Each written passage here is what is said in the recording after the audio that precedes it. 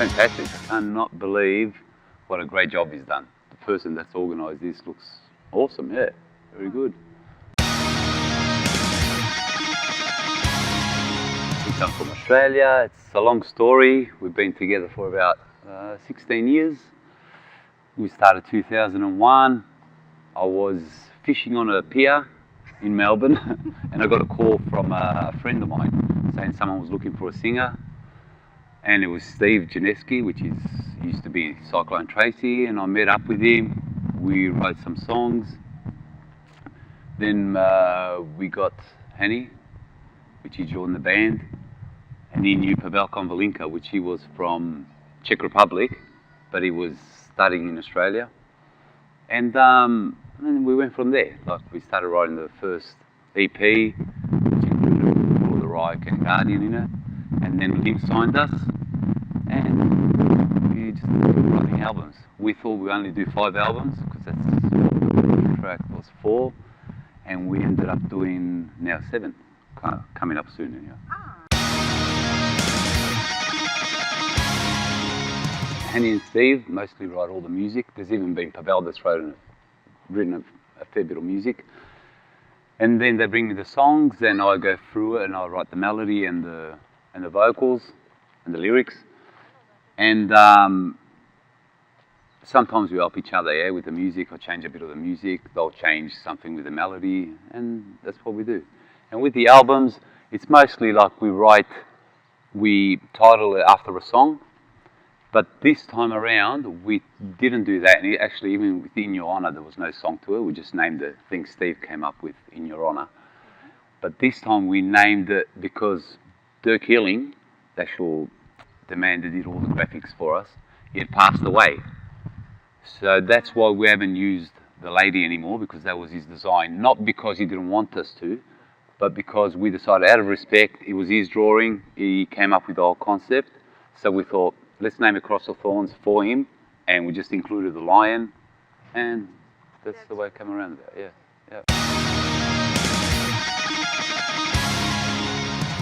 I'm not sure we all picked it to do it, and there was Jason, which is the actual singer of Radio Sun, which is Stevie's other AOR band. So me and Jason really get along, and we thought, like, oh, we'll do it together. We've never done nothing together, yeah, even though we're really good friends. And we did it, and it turned out all right, yeah. We liked what we did. So it's pretty good. And Gary Moore is a legend anyway. Yeah.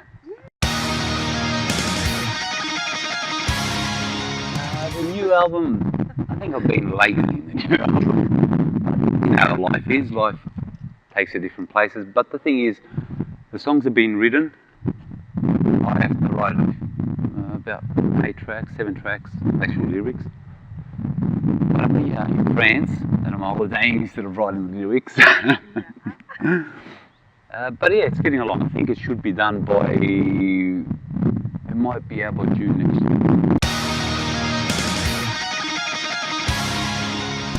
We just thought, we hadn't toured for a while in Europe, and me and Henny were thinking, why don't we just go?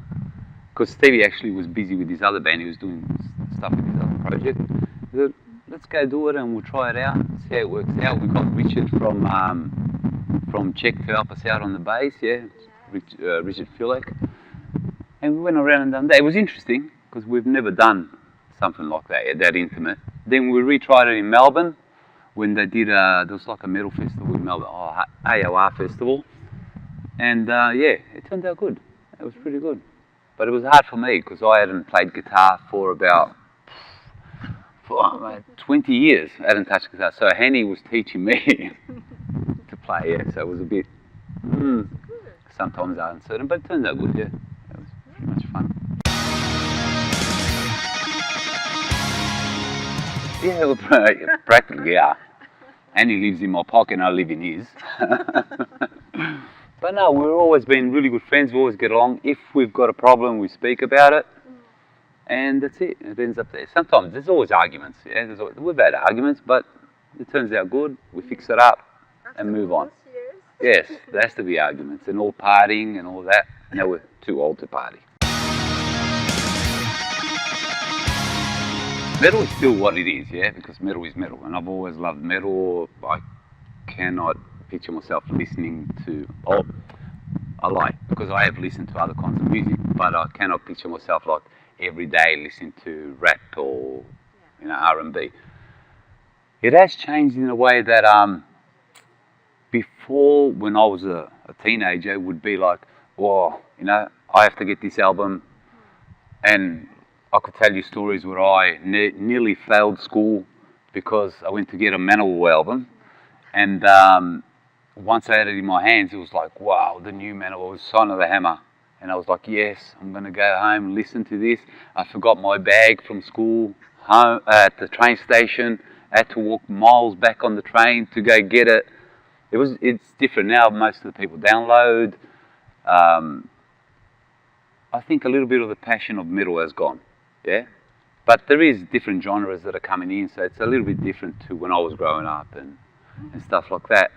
But it's still here. That's the main thing. That's what the good thing is, yes. Yeah. Well, the States I can't really talk about because I've never been there for metal to see or to play there. Australia is a little bit smaller than here, but there is really good metal fans, metal people, yeah, really great people that you meet. Europe is still the biggest, I think, yeah, especially like what I've been seeing with Hellfest, Wacken.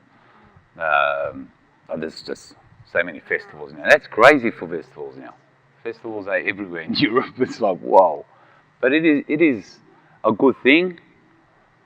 The only thing that I think that we've lost in all the world is even though it still happens, the thing of a band playing as a main feature at a venue, yeah? And that's all, mostly it's become all festivals. Everyone plays at festivals, and you hardly see bands playing as, just say whatever, Dream Theatre, playing here, blah, blah, blah. It's become more, you know, they play at the festival, they go back home, and it's done for the year.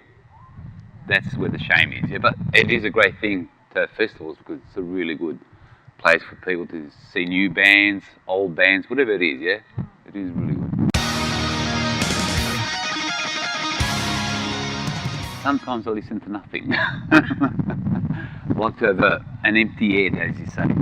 But I started with Kiss because I was born here. I was born in Australia. Then when I was 9, I went to Italy. When I was 15, I came back here. But when I first went to Australia, when I was back at 9 years old, I started listening to Kiss. And I think for about only 1 or 2 years, I listened to them. Then I heard on the radio, which was very hard to get in Australia. It was more like there was a radio show once a week for 2 hours, and they played metal, which was free PBS, which there was great guys, Tony Panther, Peter, and they introduced me to a band called Manowar. And I was like, who's this band? Wow, and that's it, that's where it took off from. They started with Manowar, Halloween, Dio, especially Dio, and that's it. I just kept going with it, and it was just crazy time. When I was a teenager, it was insanity with this metal. My mum thought I was possessed.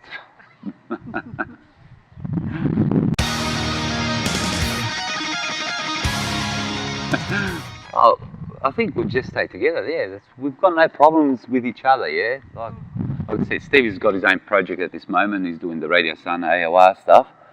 But yeah, no, there's no interference, there's no rush for things. Look, we've got an older and there's different priorities sometimes, yeah, but still metal is metal, and we always get together. Once a week we always get together and we always write or rehearse or talk about things that are going on or organise shows. And now we're thinking about organising for next year, for 2018, to see what's going on, if we can get some shows in Europe, and probably we'll come here for 2 or 3 weeks. And we'll see. Great news. Yeah, yeah. Hopefully. And maybe we'll ask Hellfest. I don't know. Oh, yeah, that could be great. No, it'll be good, yeah. It's a fantastic area. It's crazy.